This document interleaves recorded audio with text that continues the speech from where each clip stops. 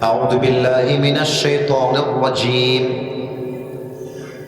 بسم الله الرحمن الرحيم يا أيها الذين آمنوا اتقوا الله حق تقاته ولا تموتن إلا وأنتم মুসলিমুন। আল্লাহু আকবার। এটা হচ্ছে সঠিক তেলাওয়াত। আসুন আমরা তরজমায় চলে যাই। আল্লাহ তাআলা বলছেন, "O you who believed, fear your Lord as he should be feared." হে ঈমানদারেরা, তোমরা আল্লাহকে ভয় করো, তবে ভয় করলেই চলবে না, ভয় করার মতো তোমার ভয় করতে হবে। আদেশটা দিয়েছে একজন, বলেন সবাই তিনি কে? বলেন সবাই তিনি কে? দুই, ওয়ালা তামুতুন্না ইল্লা ওয়া আনতুম মুসলিমুন। Do not die except as a Muslim. আল্লাহ তাআলা বলছেন, মৃত্যু তোমাকে বরণ একদিন করতেই হবে, তবে প্রকৃতপক্ষের মুসলমান না হয়ে কবরে এসো না। এই দুইটা মেসেজ এই আয়াতে রয়েছে। এই হচ্ছে আয়াতের মূল আলোচ্য বিষয়, এই হচ্ছে আয়াতের মূল তর্জমা। এবার আসুন আমরা 4 নম্বরে চলে আসি, আয়াতের ব্যাখ্যা, তাফসীর। সাতক্ষীরার ভাই, আমার কথা বুঝতে কোনো সমস্যা হচ্ছে আপনাকে? কোনো কথা বুঝতে সমস্যা হচ্ছে আপনাদের? আসুন আমরা তাফসীরে চলে যাই। প্রথম মেসেজটাই হচ্ছে, আল্লাহ বলছে তোমরা আমাকে ভয় করো। জাস্ট ভয় করলেই চলবে না, ভয় করার মতো ভয় করতে হবে। এই ভয়কে আল্লাহ তাআলা আরবিতে হাইলাইট করেছেন ইত্তাকুল্লাহ। এর মূল মাদ্দা হচ্ছে তাকওয়া, মূল মাসদার আল্লাহকে ভয় করা। আচ্ছা খেয়াল করেন, তাকওয়ার সংজ্ঞা কি? তাকওয়া কাকে বলে? আমি তাফসীরে তাকওয়ার দুইটা সংজ্ঞা পেয়েছি, দুইটা তারিফ পেয়েছি। ওই দুইটা বলবো, মন থেকে শুনবেন। এক, আচ্ছা আমি সবাইকে দুইটা অপশন দিব, এই মুহূর্তে দুইটা অপশন দিচ্ছি। আচ্ছা, সাতক্ষীরা যে হসপিটাল আছে, আপনাদের সাতক্ষীরা হসপিটাল, কয় মিনিট লাগবে এখান থেকে যাইতে? কয় মিনিট আনুমানিক? হ্যাঁ, কই যে আব্বাজান, এই যে আব্বাজান বামে না, আব্বাজান আপনি উঠতে পারবেন না? আব্বাজান, আব্বাজান কোথায় যাচ্ছেন? আব্বাজান কাজ আছে আপনার? অত্যন্ত জরুরি কাজ না হলে বসে পড়েন আব্বাজান, আমার আবদার থাকলো আপনার কাছে। আর যদি কাজ অনেক জরুরি হয় যাবেন, মেহেরবানি করে। কেউ যদি উঠে যায়, মুরব্বী বাদ দিয়ে যুবক উঠলেও লুঙ্গি টান দিয়ে ধরে বসায় দিবা আজকের মাহফিলে, ঠিক কিনা বলে? আমি 1000 বার বলেছি আমাকে 10টায় ওঠাও, 10:30টায় ওঠাও, আমার কথা আপনারা শোনেন নাই। তো যেহেতু শোনেন নাই, অতএব আমি আমার ওয়াজ করব, দোয়া না করা পর্যন্ত একটা আল্লাহর বান্দা এই মাঠ ছাড়তে পারবে না, ঠিক কিনা বলে? আচ্ছা, সাতক্ষীরার কাছে সদরে আমি আপনাকে একটা দোকান দিব। দোকানটা মাসিক আয় হবে সর্বোচ্চ 10 থেকে 15,000 টাকা আপনার লাভ, হালাল ইনকাম। অথবা আমি আপনাকে একটা রিক্সা কিনে দিব, আপনাকে সাতক্ষীরাতে রিক্সা চালাতে হবে। অথবা আমি আপনাকে একটা ভ্যান দিব, সেই ভ্যানটা আপনাকে চালাতে হবে। 1 নম্বর অপশন। 2, আমি আপনাকে একটা বিশাল বড় সরকারি চাকরি দিব, চাকরির বেতন হবে 1 লাখ টাকা। তবে সরকারি চাকরি পেতে হলে আপনাকে প্রথমেই 10 লাখ টাকা ঘুষ দেওয়া লাগবে। আপনি যদি মুত্তাকি হন, আপনি কি বলবেন? আপনি বলবেন আমি ভ্যান চালায় খাবো, রিক্সা চালায় খাবো, ঝালমুড়ি বিক্রি করে খাবো, তবুও ঘুষের টাকায় চাকরি আমি করতে পারবো না, ঠিক কিনা বলে? 1 নাম্বার তাকওয়া মানে হারামকে ছাড়তে হবে, হালালকে ধরতে হবে, নাম্বার 1। নাম্বার 2, আচ্ছা শীতকাল গেল, সাতক্ষীরার ভাই আমার কথা বুঝলে উত্তর দেবেন সবাই মিলে। শীতকালে ফজরের পরে কুয়াশা থাকে কি থাকে না? আমার একটা গাড়ি আমি নিয়ে আসছি, যদিও বা গাড়িটা আমার নিজের গাড়ি না। নিজের গাড়ি যতবার নিয়েছি হয় অ্যাক্সিডেন্ট নয় উল্টায় পড়ছি, পুরো গাড়ি ভেঙে গেছে। তো একজন ভাইয়ের গাড়ি আমি আজকে নিয়ে আসছি, মুন্না ভাই। আমি খুব খেয়াল করেছি সাতক্ষীরা যশোরে শীতকালে আমার মনিরামপুরে একটা মাহফিল ছিল গত মাসে। যাওয়ার পথে কি পরিমাণ যে কুয়াশা, এত কুয়াশা যে আমি সামনে কিছুই দেখতে পাচ্ছি না। ইভেন গাড়ি চলছে 10-এ 20-এ, এত স্লো গাড়ি চলছে। আচ্ছা, কুয়াশার মাঝে আমরা কিছুই দেখি না। মনে করেন রাত বাজে 2টা, চতুর্পাশে কুয়াশা আর কুয়াশা, বাসার দরজা বন্ধ, জানালাও বন্ধ, সব বন্ধ। একজন যুবক মোবাইল ফোন বের করেছে, মোবাইল ফোন বের করে পর্নোগ্রাফি দেখছে। রাত বাজে 2টা, কুয়াশা দিয়ে পুরো রাস্তা ভরা, জানালা বন্ধ, দরজা বন্ধ। এই রাত 2টার সময় কেউ তাকে দেখে না, কেউ তাকে শোনে না, বাট তাকে দেখে একজন, শোনে একজন। বলেন সবাই তিনি কে? এটাই হচ্ছে তাকওয়া। একদিন এক যুবক আসছে আমার কাছে, আব্বাজান আমার এই কথাটা আব্বাজানরা যারা এসেছেন একটু শুনবেন, বিশেষ করে আব্বাজান যারা এসেছেন। এক যুবক এসে বলছে, হুজুর আমার একটা বাজে স্বভাব আছে। বললাম কি বাজে স্বভাব, আমাকে বলো, সমস্যা নাই। তো বলছে, হুজুর আমি রাত 2টা বাজলে 12টা বাজলে আমি বলতে লজ্জা পাচ্ছি, আমার লজ্জা লাগছে বলতে, বাট আপনারা মাইন্ডে নেবেন না। যুবকটা বলছে, হুজুর আমি মোবাইল ফোনে উলঙ্গ ভিডিও না দেখলে আমার ঘুম আসে না। বলেন সবাই নাউজুবিল্লাহ। তো সেই দিন রাত বাজে 12টা 1টা, আমার বাসার বাবা মা ভাই বোন কেউ নাই। রাত বাজে 12টা বা 1টা, আমি মোবাইল ফোন বের করে অশ্লীল ভিডিও দেখা শুরু করেছি। হঠাৎ করে বাসার ভেতরে ঠাস করে একটা শব্দ হয়েছে। আমি ভাবলাম কি হলো রে, দৌড় দিয়ে উঠে গেছি, কানের হেডফোন খুলে ফেলেছি, মোবাইল ফোন বালিশের তলে ঢুকাই দিয়েছি। গেট খুলে গিয়ে দেখছি বাবাও আসে নাই, মাও আসে নাই, বাসা ফাঁকা। তবে একটা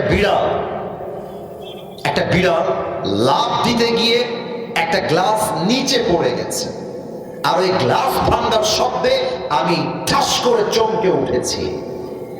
তখন আমার মাথায় চিন্তা আসছে, ইস, একটা বিড়ালের ভয়ে আমার দেহের প্রত্যেকটা অঙ্গ প্রত্যঙ্গ থরথর করে কাঁপছে।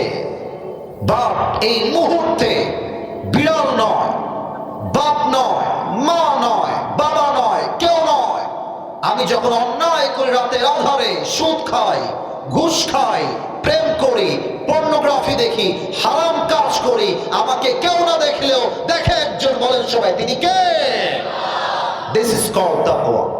আপনারা বলেন তো 5 আগস্টের পূর্বে এখানে অনেক আওয়ামী লীগের লোক থাকতে পারেন। আমি কোন রাজনৈতিক কথা বলার জন্য মাহফিলে আসি নাই, এটা আমি আগেই ক্লিয়ার রাখলাম।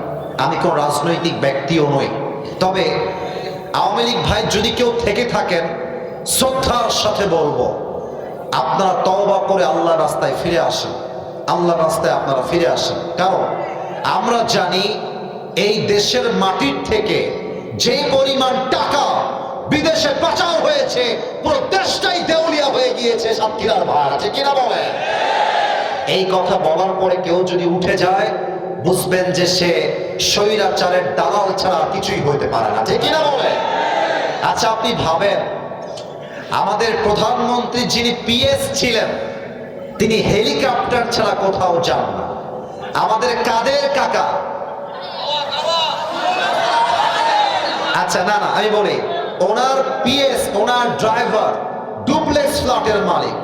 তার মানে বোঝা যায় যেই নেতার মাঝে আল্লাহর ভয় নাই, সেই নেতাকে ভোট দিলে পুরো দেশ থেকে তার ডাকাতি করে, লুটপাট করে দেউলিয়া বানায় ছাড়বে, ঠিক কিনা বলে?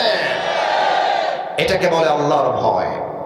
আচ্ছা আপনারা পাকিস্তানের একজন টপ ফেমাস স্কলার, নাম হলো, আমি দেখেছি একজন উঠে গেছে, হয়তো আব্বাজানের কোনো কাজ আছে, যা আব্বাজানের কোনো কাজ আছে আমি তাই ভাবলাম। তবে একজন আব্বাজান উঠলে ঠিক আছে, বাট আমার চোখে যদি কোনো যুবক পড়ে যায় যে উঠে গেছে, ওর পিঠের চামড়া একটাও থাকবে না আজকের মাহফিলে, ঠিক কিনা বলেন? ভালোবেসে বললাম, ধমক দিয়ে বলি নাই। আচ্ছা, মাওলানা তারিক জামিল, বাসা হচ্ছে পাকিস্তান। আমি সেই দিন বসে বসে তাকওয়ার তাফসীর ঘাটছিলাম। যে তাকওয়া, হ্যাঁ তারিক জামিল, তাকওয়া কাকে বল, তাকওয়ার সংজ্ঞা আসলে কি? তো আমার সামনে মোবাইল ফোনে একটা ওয়াজ আসলো, এটা মাওলানা তারিক জামিলের একটা লেকচার ছিল। উনি পাকিস্তানের মানুষ, তার ভাষা বাংলা নয়, তার ভাষা হচ্ছে উর্দু ভাষা। উনি বললেন পাকিস্তানের একজন যুবক অসুস্থ হওয়ার পরে মেডিকেলে ভর্তি হয়েছে খ্রিস্টানদের মিশনারি হসপিটাল। আপনারা হয়তো জানবেন যে নার্সরা বেশিরভাগ সময় অনেক সুন্দরী হয় এবং এয়ার হোস্টেস যারা, বিমানবালা যারা, তারাও বেশি সুন্দর হয়। তো ঠিক বলতে হবে না, আগে শোনেন। খুব জোশে উঠে গেছে তোমরা, তাই না? উপরে ফিটফাট, ভেতরে সদরঘাট, ঠিক কিনা বলে? আমি তাফসীরটাকে হাইলাইট করছি, কোন নারীকে হাইলাইট করা আমার মূল উদ্দেশ্য নয়। যুবকটা প্রায় 7 দিন যাবত মেডিকেলে ভর্তি ছিল। বলেন সবাই কয়দিন? তোমরা কথা বলো সবাই, কয়দিন? তো তারিক জামিল বললেন 7 দিন পরে যখন যুবকটা মেডিকেল থেকে ছাড় পেয়ে যাবে, রিলিজ পেপার পাবে, একজন নার্স তার কাছে এসে দাঁড়িয়ে গিয়েছে। আমি একটা কথা আল্লাহর কসম বানিয়ে বলছি না, আমি যা শুনেছি এক্সাক্ট তাই বলছি। তারিক জামিল বললেন একজন নার্স যে খ্রিস্টান, যুবকের ডান পাশে দাঁড়িয়ে গেছে, হাতে তার পেপার কাগজ রাখা আছে। যুবকটা বলছে এটা কি আমার রিলিজ পেপার? আমি কি ছাড়া পেয়ে যাব আজকে? বলছে ইয়েস, এটা আপনার রিলিজ পেপার। তো মেয়েটা রিলিজ পেপার নিয়ে দাঁড়িয়ে আছে, বাট তাকে দিচ্ছে না, দাঁড়ায় আছে রোবটের মতো। তো যুবকটা বিনয়ের সাথে, আমার চেহারা দেখবেন সবাই, লুক অ্যাট মাই ফেস, কেউ যেন ডান বাম না থাকেন আমার দিকে। যুবকটা এক্স্যাক্টলি এইভাবে মাথা নিচের দিকে, মেয়ের দিকে সে এক চোখও তাকাচ্ছে না, মাথা নিচে। বেহেন জি আপ মুঝে কুছ বাতানা চাহতি হো তো বাতা দে। বোন আপনি দাঁড়িয়ে আছেন কেন, কিছু বলবেন? কিছু বলবেন? বললে বলে ফেলেন। মেয়েটা বলছে আমি আপনাকে একটা কথা বলতে চাই, আগার আপ মুঝে ইজাজত দে তো मैं बताना चाहती हूं। আপনি অনুমতি দিলে আমি বলে ফেলবো। যুবকটা বলছে ঠিক আছে, আপনি বলেন কি বলতে চান। তো মেয়েটা বলছে अगर आप मुझे इजाजत दे तो मैं आपसे शादी करना चाहती हूं। যদি আপনি অনুমতি দেন তবে আমি আপনাকে বিয়ে করতে চাই। এই কথা শুনে যুবকটা আকাশ থেকে জমিনে পড়েছে। আরে আমি হলাম মুসলমান, মেয়ে কি মুসলমান না খ্রিস্টান? আপনার আমার সাথে কথা করছেন না কিসের জন্য? মুসলমানটা কি মেয়েটা কি মুসলমান না খ্রিস্টান? বলে মুসলমান আর খ্রিস্টান বিয়ে কখনো জায়েজ হতে পারে না। তো যুবকটা বলছে आपका दिमाग तो ठीक है, आप एक ईसाई है, मैं एक मुसलमान हूं, हमारी शादी नहीं हो सकता। আপনি খ্রিস্টান, আমি মুসলমান, আমাদের বিয়ে অসম্ভব, অসম্ভব। তো মেয়েটা বলছে ये कैसे मुमकिन हो सकता है, সম্ভব হবে কেমনে? যুবক বলছে একটু পরে বলবো, আগে আমাকে একটা উত্তর দেন। এই মেডিকেলের ওয়ার্ডে এতগুলো যুবক ভর্তি আছে, আপনি কাউকে বিয়ে করতে চান না, আপনি আমাকেই কেন বিয়ে করতে চান? মেয়েটা বলছে এর একটা বিশেষ কারণ আছে, এটা আমার তাফসীরের সঙ্গে মিলবে।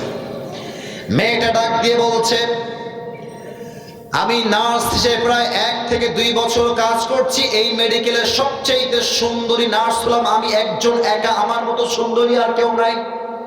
আমি যখনই এই ওয়ার্ডে আসি পেশেন্ট দেখার জন্য, রোগী দেখার জন্য, আমি দেখি যে हर कोई मुझे ऐसे ऐसे घूम के देखता है कि कितनी हसीन और खूबसूरत लड़की यहाँ पे आई है। প্রত্যেকটা যুবক আমার দিকে ফেল ফেল করে তাকায় থাকে। কিন্তু আমি 7 দিন খেয়াল করলাম, 7 দিনের মাঝে একটা মুহূর্তের জন্য তুমি আমার দিকে চোখ তুলে কখনো তাকাও নাই। আমি ভাবলাম কিরে, সবাই আমাকে দেখে, এই যুবকটা কেন দেখে না? আমি গেলাম একজন পাদ্রীর কাছে, যিনি আমাদের ধর্মের একজন বিশেষজ্ঞ। বললাম একজন মুসলমান যুবক আছে, আমাকে সবাই দেখে, সবাই আমার চেহারার প্রশংসা করে, বাট সেই যুবকটা আমার দিকে চোখ তুলে কখনো তাকায় না, এর কারণ কি? তিনি আমাকে জবাব দিলেন মুসলমানরা খুব ভালো করে জানে একজন বেগানা নারীর দিকে তাকানো স্পষ্ট হারাম, কিন্তু সে যদি মনে মনে দেখেও ফেলে, চোখ দিয়ে মজাও নেয়, কেউ না দেখলেও তাকে দেখবে একজন, আওয়াজ দিয়ে বলেন সবাই, তিনি কে? আমি ভাবলাম যে যুবকটা তার আল্লাহকে এত ভয় পায়, ওই যুবকটা আমাকে বিয়ে করলে আমাকে কখনো ঠকাতে পারে না। আমি আপনাকে বিয়ে করতে চাই। তবে যুবকটা খুবই চালাক, খুবই চালাক। তারিক জামিল বললেন, যুবকটা মেয়েকে ডাক দিয়ে বলছে, এক শর্ত পে मैं आपसे शादी करना चाहता हूं, একটা শর্ত আছে, মানলে বিয়ে করব। মেয়েটা বলছে, কি শর্ত আমাকে বলেন। মেয়েটা বলছে, শর্ত বলবেন, আমি রাজি আছি। যুবক বলছে, अगर आप कलमा पढ़ के मुसलमान हो जाए तो मैं आपसे शादी कर लूंगा। কালেমা পড়বেন মুসলমান হওয়ার জন্য? মেয়ে বলছে, আমি রাজি, আপনি আলেম নিয়ে আসেন। আলেম এসেছে, কালেমা পড়িয়েছে, মেয়েটা জায়গায় মুসলমান হয়েছে। একজন খ্রিস্টান মেয়ে তাকওয়া দেখে আল্লাহর রাস্তায় ফিরে মুসলমান হয়ে গিয়েছে। সুবহানাল্লাহ বলার সময়, যাদের হৃদয়ে আছে আল্লাহর ভয়, তারা কভু পথ ভুলে যায় না। আল্লাহর প্রেম ছাড়া এই দুনিয়ায় কারো কাছে কোনো কিছু চায় না। ঠিক কিনা বলে? রাতের আধারে যারা সিজদাতে রয়, দু চোখের অশ্রুতে নদী যেন বয়। ছলনার হাত ছানি যতই আসুক, ছলনার হাত ছানি যতই আসুক, পেছনে ফিরেও সে তাকায় না। যাদের হৃদয়ে আছে আল্লাহর ভয়, তারা কভু পথ ভুলে যায় না। আল্লাহর প্রেম ছাড়া এই দুনিয়ায় কারো কাছে কোনো কিছু চায় না। ঠিক না বলে? আচ্ছা, আপনারা সবাই আমাকে একটু দেখে বলবেন তো, আমি যেই পোশাকটা আজকে পরে আসছি সাদা, আমি জানি আপনারা অনেকে এই টেবিলের জন্য বামের ভাইয়ের আমাকে আহামরি দেখতে পাচ্ছেন না, একটু স্পেশাল মনে হচ্ছে না, একটু অস্পষ্ট মনে হচ্ছে, আমি জানি। তবুও আমার ডানের ভাইরা বিশেষ করে জবান খুলে উত্তর দিবেন, আপনারা উত্তর দিবেন। আমি যেটা পরে আছি এটা কি পাঞ্জাবি না জুব্বা? আচ্ছা, ভয় কেন পাচ্ছেন আপনারা? কথা কম না কিসের জন্য? এটা পাঞ্জাবি না জুব্বা? আচ্ছা, পাঞ্জাবি দেখবেন এই হাঁটু পর্যন্ত আসে। যদি হাঁটুর উপরে হয় বা হাঁটু বরাবর হয়, ইংরেজিতে আমরা বলি শর্ট পাঞ্জাবি। আর যদি হাঁটুর নিচে যায়, সাইজ যদি হয় 44 বা 45 অথবা 43 লম্বা, এটাকে আমরা ইংরেজিতে বলি লং পাঞ্জাবি। কথা কি ভুল বললাম না ঠিক বললাম? তাহলে জুব্বা আসে টাকনু বরাবর, আর পাঞ্জাবি আসে হাঁটু বরাবর। এবার বলেন, ইসলামের যিনি দ্বিতীয় খলিফা ছিলেন, কে বলতে পারে নাম কি? না, সাতক্ষীরা মানুষ তো ভয় পায় না। আজকে ভয় পান কিসের জন্য ভাই? ইসলামের দ্বিতীয় খলিফার নাম কি? ওমরে ফারুক রাদিয়াল্লাহু তাআলা আনহু। আমি সাতক্ষীরার সাউন্ডে উত্তর পাই নাই। Let's repeat again. আবার প্রশ্ন করছি, ইসলামের দ্বিতীয় খলিফার নাম কি? ওমরে ফারুক রাদিয়াল্লাহু তাআলা আনহু একবার জুমার খুতবা দেওয়ার জন্য মেম্বারে দাঁড়িয়ে গিয়েছেন, জুমার খুতবা দিচ্ছেন আরবি ভাষায়। হঠাৎ করে একজন সাহাবী মাঝ থেকে দাঁড়িয়ে গিয়েছে, ডাক দিয়ে বলছে, ওমর, তোমার জুব্বা এত লম্বা কেমনে হলো? তোমার জুব্বা টাকনুর নিচে কেমনে আসলো? ওমর, তুমি কি রাষ্ট্রের টাকা মেরে খেয়েছো? ওমর, নাউজুবিল্লাহ পড়বেন না? দেখেন কত বাজে কথা ওমরের সামনে। বাট ওমর কি করছে? হাদিসে আসছে ফাদাহিকা। আমার দিকে তাকান, আমি অ্যাক্টিং করে অভিনয় করে বুঝাই দিচ্ছি। ওমর খুতবা পড়ছেন, নাহমাদুহু ওয়া নুসাল্লি আলা রাসূলিহিল কারীম। একজন দাঁড়িয়ে বলছে, ওমর, তোমার জুব্বা এত লম্বা কেন? তুমি কি রাষ্ট্রের টাকা মেরে খেয়েছো? ওমরে ফারুক খুতবা পড়তে পড়তে ঠাস করে তার দিকে এমনি তাকিয়েছে। এত বাজে কথা শোনার পর সহ্য করার কথা নয়, কিন্তু ওমরে ফারুক তার দিকে এমনি তাকিয়ে ফাদাহিকা, জাস্ট একটা মুচকি হাসি দিয়েছেন, একটা ধমক তাকে দেন নাই। সুবহানাল্লাহ পড়বেন না আপনারা? আর তার পাশে, ওমরের পাশে তার সন্তান ছিল, ইসমুহু আব্দুল্লাহ ইবনে ওমর। সে দাঁড়িয়ে গিয়েছে, বলছে, এই ভাই, কত সাহস আপনার, কাকে কি বলছেন, বসেন। ধমক দিয়ে বসিয়ে দিয়েছে। আর নিচে দাঁড়িয়ে বলছে আমার বাবার জুব্বা কেন লম্বা হয়েছে এর ব্যাখ্যা আজকে আব্বা নয়, আমি তার সন্তান আব্দুল্লাহ ইবনে ওমর তার ব্যাখ্যা দিব। দাঁড়িয়ে গিয়েছে, দাঁড়িয়ে বলছে শুনবেন আমার প্রিয় ভাইরা, প্রত্যেক বছর রাষ্ট্রের পক্ষ থেকে আমার জন্য একটা জুব্বা আসে, আমার আব্বার জন্য একখান জুব্বা আসে। এবার যখন জুব্বা আসছে, আমার জুব্বা হয়ে গিয়েছে লম্বা, আমার আব্বার জুব্বা হয়ে গিয়েছে শর্ট তথা খাটো। বোঝাবার জন্য টিস্যু নিলাম। আমার হাতে দুইটা কি বলেন তো সবাই? না, কথা না বললে হবে না। এটার নাম কি? আচ্ছা, আমি বোঝাবার জন্য হাদিসটাকে টিস্যুর নিচের অংশ হালকা করে কেটে দিলাম, জাস্ট হাদিসটাকে বোঝাবার জন্য। এবার আমার সাতক্ষীরার ভাই বলেন তো, এটা আমার ডান হাত, এটা আমার বাম হাত। আমার ডান হাতের টিস্যু বেশি লম্বা না বাম হাতের টিস্যু বেশি লম্বা? মাশাআল্লাহ, এটা হচ্ছে ওমরের জামা, লম্বা হয়ে গিয়েছে। আই মিন এটা ভুল হয়েছে, ওটা শর্ট হয়েছে, এটা লম্বা হয়ে গেছে। তো ওমরে ফারুক চাইলে বিশাল বিশাল সুন্দর দামি একটা জুব্বা কিনতে পারতেন, উনি তা করেন নাই। উনি বলছে বাবা তোমার জুব্বা আমার কাছে নিয়ে আসো। ছেলে জুব্বা নিয়ে আসছে, বলছে এই জুব্বার তোমার যে রাউন্ড আছে, রাউন্ড এটাকে গোল করে কেটে ফেলো। দর্জি নিয়ে এসে কাটা হয়েছে। এবার বলছে তোমার জুব্বা যে তুমি কাটলা গোল রাউন্ড করে, এই গোল রাউন্ডটা আমার জুব্বার নিচে তালি লাগায় পট্টি দিয়ে দাও। যখন পট্টি দিয়েছে, জুব্বাটা আগের চাইতে একটু লম্বা হয়ে গিয়েছে, টাকনুর নিচে হালকা চলে আসছে, লম্বা হয়ে গিয়েছে।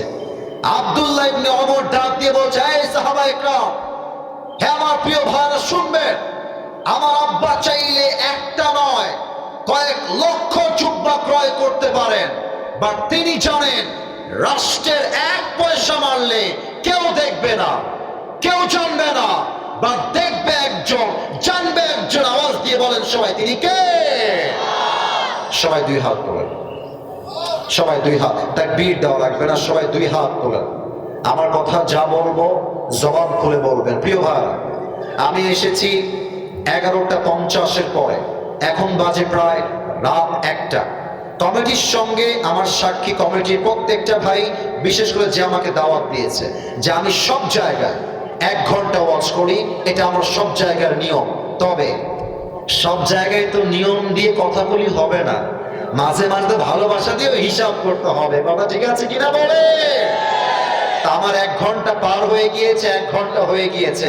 আপনারা কি চান, দোয়া হবে না আরো ওয়াজ চলবে? পেছনে আমি আওয়াজ পাই নাই, সো সরি ফর দ্যাট। আমি আওয়াজ শুনতে চাই, দোয়া হবে না ওয়াজ চলবে? এবার সবাই দুই হাত তোলেন, সবাই দুই হাত তোলেন, আমার সাথে ওয়াদা করতে হবে। সবাই একটা কাশি দেন। সাতক্ষীরার ভাইরা, রেকর্ড হচ্ছে, জবান খুলে আমাকে ওয়াদা দিবেন। বলেন সবাই হুজুর। আওয়াজটা একটু কম আসলো, কানে মনে হয় আওয়াজ সমস্যা হয়ে গেছে। একটু বলেন সবাই হুজুর। আমরা সাতক্ষীরার সন্তান আপনারে ওয়াদা দিচ্ছি, দোয়া শেষ না করে আমরা কেউ যাব না। আরে জোরে গতি হবে, যাব না রে। বলেন সবাই হাত তুলে ইনশাআল্লাহ। হাত নামান। আমার দোয়ার আগে কেউ যদি উঠে যায়, আল্লাহর হাবিব বলেছেন লা ঈমান আলা লিমান লা আমান আলা, যার কথা ঠিক নাই তার ঈমানের ঠিক নাই। ঠিক কি না বলে? ঈমান যদি ঠিক রাখতে চান, ওয়াদাকে ঠিক রাখবেন। আমি বেশি লম্বা সময় নিব না, আমি চাই ওয়াজ শেষ হবে, বাসায় গিয়ে তাহাজ্জুদ পড়বেন, অ্যালার্ম দিয়ে ঘুমাবেন, ফজরটাও জামাতে আমরা আদায় করবো। রাজি আছেন তো ইনশাআল্লাহ? আচ্ছা, এবার বলেন ইসলামের প্রথম খলিফা যিনি, তার নাম কি? দ্বিতীয় খলিফা। প্রথম খলিফা নাম কি? আবু বকর রাদিয়াল্লাহু। এখানে কারা কারা বসে আছে দেখি তো, একটু সাইড হও তো। মাশাআল্লাহ মাশাআল্লাহ, ওরা খুবই অ্যাক্টিভ আছে। আমি আবার জিজ্ঞেস করতে চাই, ইসলামের প্রথম খলিফা নাম কি? আবু বকর রাদিয়াল্লাহু তাআলা আনহু। সোনামণি একজন সোনামণি, কে এইটা? এই ব্রাজিল আর্জেন্টিনা, কে এইটা গেল? আমি দেখতে পাইলাম না, কে গেল? বসায় দাও, বসায় দাও, খবরদার। আপনারা যদি একজন উঠে যায় আমি দোয়া করতে বাধ্য হবো, কারণ আমার ওয়াদা যা ছিল আমি ওয়াদা শেষ করেছি। খবরদার কেউ উঠবেন না। তাকবীর দেন, নারে তাকবীর। আবু বকর রাদিয়াল্লাহু তাআলা আনহু একবার বাসায় আসছেন। আবু বকরের যে স্ত্রী ছিলেন ডাক দিয়ে বলছে, সর্বশেষ একটা হাদিস বলছে এটা বলেই দোয়া করব। ডাক দিয়ে বলছে, আবু বকর, তোমার সন্তানরা তোমার কাছে একটা আবদার পেশ করেছে। কি আবদার আমাকে বলো? ডাক দিয়ে বলছে, আরব বিশ্বের সবচেয়ে দামি খাবার নাম হলো সারিক। আপনার সন্তানরা সেই খাবার খেতে চায়, আপনি কিনে দিতে পারবেন? একজন প্রধানমন্ত্রী ডাক দিয়ে বলছে, আমি যে সারিক কিনে খাওয়াবো, যেই টাকা লাগবে এই টাকা আমার কাছে নাই। সুবহানাল্লাহ পড়বেন না আপনারা সবাই? তো বলছে, রাষ্ট্রের যে কোষাগারে টাকা আছে নিয়ে আসেন, খাওয়ান, পরে শোধ করে দিবেন। আবু বকর ডাক দিয়ে বলছে, আমি ধার নিব, কোনো সমস্যা নাই। আগে বলো এই সারিক আসছে কই থেকে, আমাকে আগে ইনকাম সোর্স বলো। আবু বকরের বউ ডাক দিয়ে বলছে, ইয়া আবু বকর, ইয়া খলিফাতুল মুসলিমিন, আপনি প্রত্যেক মাসে যেই টাকা আমাকে হাত খরচের জন্য যা দেন, প্রত্যেক মাসের হাত খরচের টাকা বাঁচিয়ে বাঁচিয়ে আমি আপনার জন্য, আমার সন্তানের জন্য কয়েক টুকরা সারিক ক্রয় করেছি। এটা হালাল, এটা আপনি খেতে পারেন। এবার আবু বকর রাদিয়াল্লাহু তাআলা আনহু ডাক দিয়ে বলছে, তবে কোনো সমস্যা নাই, খাওয়া যাবে, দাও। এক টুকরা সারিক খেয়ে বাসা থেকে বের হয়ে গিয়েছে। রাষ্ট্রের মন্ত্রী, এমপি, পুলিশ, র্যাব, পিডিআর সবাইকে ডেকে এক বিশাল বড় মাজলিসে শুরা, একটা সভা করেছেন। দাঁড়িয়ে গিয়েছেন খুতবা দেওয়ার জন্য, বক্তব্য দেওয়ার জন্য। ডাক দিয়ে বলছে, আমার রাষ্ট্রের প্রত্যেকটা দায়িত্বশীল বর্গের জন্য এইটা মেসেজ, আমার যে বেতন দেওয়া হয় সেই বেতনটা আপনারা আজকেই কমাই দিবেন। এই বেতন আমার প্রাপ্য বেতন নয়। এবার একজন সাহাবী ডাক দিয়ে বলছে, ইয়া খলিফাতুল মুসলিমিন, বেতন যা আছে ঠিকঠাক আছে, বেতন তো দিন দিন বাড়বে, কমবে কেন? কারণ কি আমাদের সবাইকে বুঝায় বলেন। আবু বকর রাদিয়াল্লাহু তাআলা আনহু ডাক দিয়ে বলছে, তোমরা প্রত্যেক মাসে আমাকে যেই বেতনটা দাও, এই বেতন থেকে টাকা বাঁচিয়ে বাঁচিয়ে আমার স্ত্রী আমার জন্য, সন্তানদের জন্য সারিক ক্রয় করেছে। এটাই প্রমাণ। এর চাইতে কম বেতন হলেও আমি আবু বকরের সংসার আরামেই কেটে যাবে। সুবহানাল্লাহ পড়বেন না আপনারা সবাই? এক সাহাবী ডাক দিয়ে বলছে, ইয়া খলিফাতুল মুসলিমিন, মাত্র কয়েকটা টাকার ব্যাপার, এই বেতন যা আছে তাই থেকে যাক, এটা কমবে না, আপনি রাখেন এই বেতন, এটা আপনার প্রাপ্যের বেতন। আবু বকর ডাক দিয়ে বলছে, তুমি আমাকে জাস্ট একটা কথার গ্যারান্টি লিখে দাও, এই রাষ্ট্রের কয়েকটা টাকা আমি মেরে খাবো, রাষ্ট্রের হক নষ্ট করব, কিয়ামতের কঠিন দিনে আল্লাহ আমাকে বিচারের কাঠ গড়ায় যখন দাঁড় করাবে, তার সমস্ত দায়ভার তুমি নিবা, এইটা আমাকে লিখে দাও, এই বেতন আমি গ্রহণ করতে রাজি আছি। সঙ্গে সঙ্গে ওই সাহাবী মাথা নিচু করে বলছে, আফওয়ান, আফওয়ান, হে খলিফাতুল মুসলিমিন, আপনি আমাকে মাফ করবেন, এইটা আমি আগে বুঝতে পারি নাই। এবার আবু বকর রাদিয়াল্লাহু তাআলা আনহু ডাক দিয়ে বলছেন, আমি সব সহ্য করতে প্রস্তুত আছি, বাট রাষ্ট্রের এক টাকা মেরে খাবো, এটার জন্য কিয়ামতের কঠিন দিনে আমাকে বিচারের কাঠগড়ায় দাঁড়িয়ে হিসাব দেওয়া লাগবে, এইটার ভয় আমি চুল পরিমাণ বরদাস্ত করতে পারবো না। আল্লাহু আকবার। এই ভয় যদি আমার রাষ্ট্রের মন্ত্রীর মাঝে, প্রধানমন্ত্রীর মাঝে, এমপির মাঝে, মেয়রের মাঝে ভয় যদি ঢুকে যায়, আল্লাহর ভয়, আমি আপনাকে গ্যারান্টি দিয়ে বলতে পারবো আগামীকাল থেকে বাংলাদেশ চালামুক্ত বাংলাদেশ হয়ে যাবে। ঠিক কিনা বলেন? অতএব আগামীতে আমরা বাংলাদেশে স্পষ্ট ভাষায় বলছি, আমি জানি এই কথা বলার জন্য হয়তোবা আমাকে মাঝ রাস্তায় ইসলাম বিরোধী শক্তিরা আটকে ধরতে পারে, বাট আমি আমার জানকে বাজি রেখে বলতে চাই, আগামীর বাংলাদেশে প্রধানমন্ত্রী হবে তবে আমরা সাতক্ষীরার সন্তানরা মুসলমান হিসেবে দাবি রাখতে চাই, আমরা আগামী বাংলাদেশে কোন নারীকে ক্ষমতার চেয়ে সেকেন্ড টাইম আর দেখতে চাই না। 2 নাম্বার কথা বলে আমি আমার কথার শেষ ইতি টানবো। আমার সাতক্ষীরার ভাইরা, যদি আপনারা আমার সঙ্গে একমত হন, জবান খুলে আমাকে চিল্লায় অ্যাপ্রিশিয়েট করে আমাকে একমত জানাবেন। আগামীর রাষ্ট্রে এমন একজন প্রধানমন্ত্রী আমরা চাই, যেই প্রধানমন্ত্রী রাষ্ট্রের ব্যাপারে, দেশের ব্যাপারে, দেশের জনগণের পক্ষে বাংলাদেশের জাতীয় সংসদে দাঁড়িয়ে যেমন বক্তব্য দিতে পারবে, আমার দেশের প্রধানমন্ত্রী এতটা যোগ্যতা সম্পন্ন হবে, তিনি চাইলে জাতীয় মসজিদ বাইতুল মুকাররমে দাঁড়িয়ে জুমার খুতবা দেওয়ার যোগ্যতা রাখবে। হাত তুলে বলেন সবাই ঠিক কিনা? আল্লাহ এমন নেতা নির্বাচন করার তৌফিক দান করুন, পড়েন সবাই আমিন। প্রিয় ভাইরা, রাত প্রায় 1:15 বাজতে গেল, 1.5 ঘন্টার সময় হয়ে যাচ্ছে। আমি আর কাউকে ডিস্টার্ব করতে চাই না। আমার ওয়াদা দিয়েছি, আমার ওয়াদা পূরণ করতে আমার জাস্ট 5টা মিনিট সময় লাগবে। সাতক্ষীরার সন্তান ওয়াদা রাখবে নাকি রাখবে না? আওয়াজ আসে নাই। রাখবে নাকি রাখবে না? রাখবে। আমি জাস্ট এই টুপিটা দেওয়ার মাধ্যমেই দোয়া করব। এটা তাকবীর দেন সবাই, এটা কাশি দেন। তোমরা দাও না কেন? তোমরা আওয়াজ নাই কেন? কাশি দেন।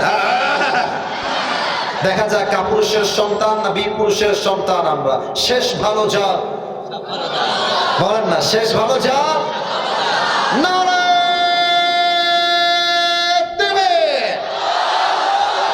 আল কোরআনের আলো, আল হাদিসের আলো। কোরআন হাদিস যেখানে, আলেম ওলামা যেখানে, সাতক্ষীরাবাসী যেখানে। এই টুপির কথা মনে আছে?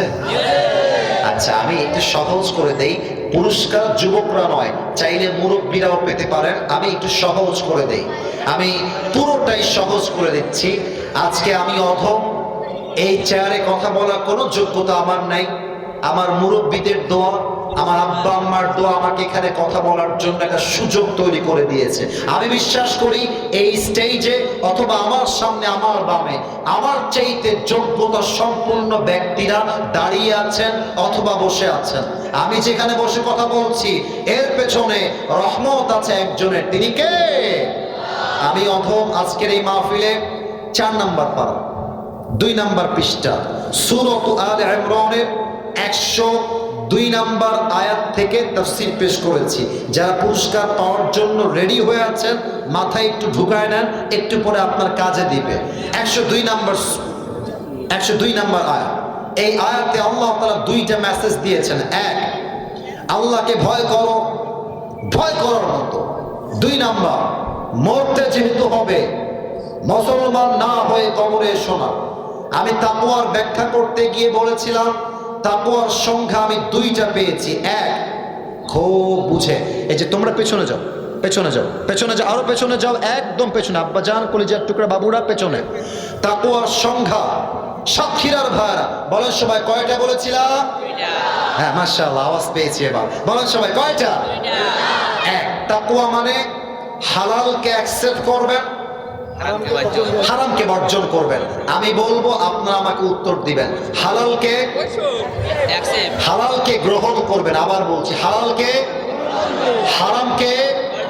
যে হালালকে অ্যাকসেপ্ট করে, হারামকে বর্জন করে, তাকে মুত্তাকি হিসেবে ঘোষণা দিয়েছে একজন। তিনি কে? 1 নাম্বার শেষ। খুবই সহজ, খুবই সহজ। 2 নাম্বার, তাকওয়া মানে কেউ দেখে না, কেউ জানে না, কেউ শোনে না, দেখে একজন, শোনে একজন। আওয়াজ দিয়ে বলেন সবাই, তিনি কে? এ হচ্ছে তাকওয়ার মোট 2টা সংখ্যা। এবং তাকওয়ার সেকেন্ড যে ব্যাখ্যা দিয়েছিলাম হাদিস থেকে, এটা বোঝাবার জন্য 3টা ঘটনা বলেছি। একটা বাস্তব জীবন থেকে আর 2টা হাদিস থেকে। একটা হাদিস বলেছিলাম, ওমরে ফারুকের জুব্বাটা শর্ট হয়ে গিয়েছিল, তো তিনি চাইলে একটা লম্বা জুব্বা কিনতে পারতেন কি পারতেন না?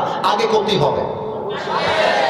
আরে রাষ্ট্রের প্রধানমন্ত্রী একটা জুব্বা চাইলে কিনতে পারে কি পারে না? বলে। তিনি কেনেন নাই। তিনি কি করেছেন? ছেলের জুব্বাকে কেটেছেন, কেটে তালি দিয়ে নিচে পড়েছেন। কারণ যদি আমি রাষ্ট্রের টাকা মেরে খাই, যদি আমি মানুষের হক নষ্ট করে দেই, আমাকে কেউ দেখবে না, কেউ হিসাব নিবে না, কেউ জানবে না, বা দেখবে একজন, জানবে একজন, তিনি কে? আর একটা হাদিস বলেছিলাম, আবু বকর রাদিয়াল্লাহু তাআলা আনহু তার সন্তানরা যখন সারিদ খেতে চাইলেন, তার স্ত্রী বেতনের টাকা বাঁচিয়ে বাঁচিয়ে কি কিনলেন? সারিদ কিনলেন। তো উনি যখন খেতে যাবেন, উনি কি বললেন? এটা কি হালাল না হারাম? এটার ইনকাম সোর্স কি? বউ বলল, পুরো মাসের সব টাকা বাঁচিয়ে বাঁচিয়ে আপনার জন্য, সন্তানের জন্য সারিদ ক্রয় করেছি। এরপরে আবু বকর রাদিয়াল্লাহু তাআলা আনহু, সাক্ষীদার ভাইরা, বেতন বাড়িয়েছেন না কমিয়েছেন? আর একবার, বাড়িয়েছেন না কমিয়েছেন? এর কারণ উনি চাইলে বেতন আরো বাড়াইতে পারতেন, বাট উনি জানেন রাষ্ট্রের হক নষ্ট করলে আমাকে কেউ দেখবে না, আমার হিসাব কেউ নিবে না, বাট কিয়ামতের দিবসে প্রত্যেকটা টাকা পাই টু পাই হিসাব নিবে একজন, তিনি কে?